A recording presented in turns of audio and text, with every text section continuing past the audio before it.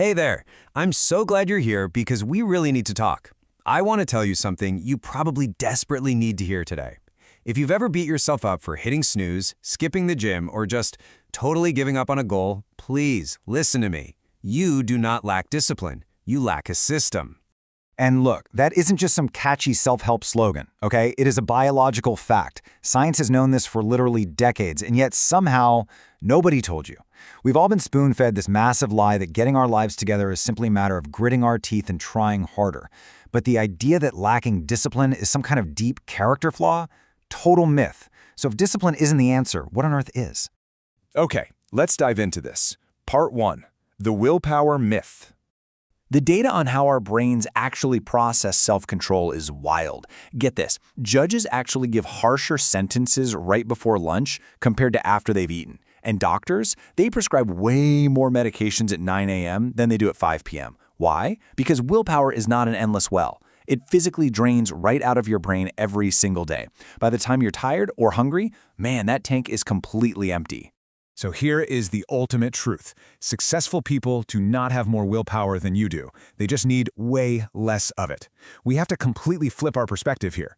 Building good habits isn't about forcing yourself to try harder when your mental gas tank is running on fumes. It's about designing a life that just requires less effort in the first place. Which brings us to part 2, hack the habit loop. To need less willpower, we really have to understand the invisible engine running our lives. Every single habit you have runs on this strict 4-step loop. First up is the cue, a time, place, or a feeling that triggers you. Next is the craving, and here's a little secret. You don't actually crave the habit itself, you crave the reward it brings.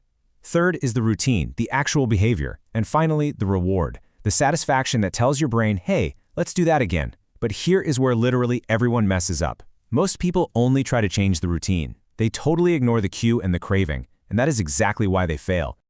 All right, part 3, the 2-minute rule. Here is a foolproof strategy to hack the routine phase of that loop. If a new habit takes more than 2 minutes, you have to shrink it. Seriously. If your goal is to read more, your system isn't read a whole chapter. Your system is read one single page. Want to exercise? Your system is just put on my gym shoes. If you want to study, your only job is to open the book. You don't aim for the massive hour-long workout. You make the starting step so incredibly small that it is practically impossible to fail. Moving on to part 4, fix your environment. Let me tell you, your physical environment shapes your behavior way more than motivation ever will. When your phone is sitting right there on your desk staring at you, you are relying entirely on willpower to not pick it up. You're fighting a constant visual cue. But if you put that phone in another room, you instantly remove the trigger. The right choice just becomes automatic. You don't need willpower if the distraction literally isn't in the room with you. And it works the exact same way for building good habits too. Think about it. If your gym bag is hidden out of sight in the back of your closet, you have to conjure up the willpower to go find it, pack it, and leave. But if it's sitting right by the front door, you have completely eliminated the friction.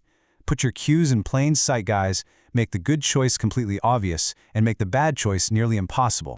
Next up is a phenomenally effective technique called habit stacking. It's exactly what it sounds like. You attach a new habit to something you already do every single day. The formula is crazy simple. After I do my current habit, I will do my new habit. You're basically using an existing automatic behavior as the absolute foolproof trigger for the new one. Let's look at some rapid-fire examples of this in action. Every morning, without fail, you pour your coffee. You don't even think about it, right? So, you stack it.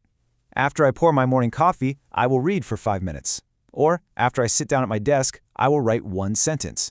How about, after I brush my teeth, I will do 10 push-ups. See, you aren't creating a brand new routine out of thin air, you're just piggybacking on the automatic routines that are already running your life.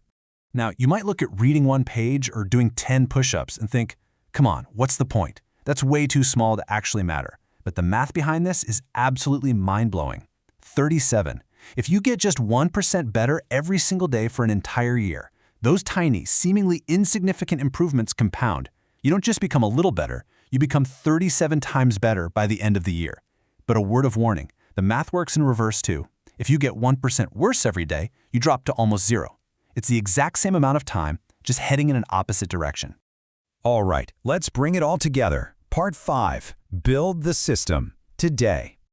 Here is your exact actionable blueprint to start right now. Step 1, start absurdly small, 2 minutes max. Step 2, stack that new habit onto something you already do. Step 3, design your environment so the good choices are obvious. Step 4, track it so you don't break the chain. But here's the absolute real secret. Focus on identity. Stop asking, what do I want to achieve, and start asking, who do I want to become? Don't say, I want to read more. Say, I am a reader. Every tiny habit you perform is literally just a vote for the person you are becoming. I want to leave you with this absolute mic drop realization. You don't rise to the level of your goals. You fall to the level of your systems. Setting a goal is the easy part. Honestly, everyone has the exact same goals, but only the people with the right systems actually achieve them. So knowing for a fact that your willpower is going to run out today, what exact system are you going to build right now so you don't have to rely on it?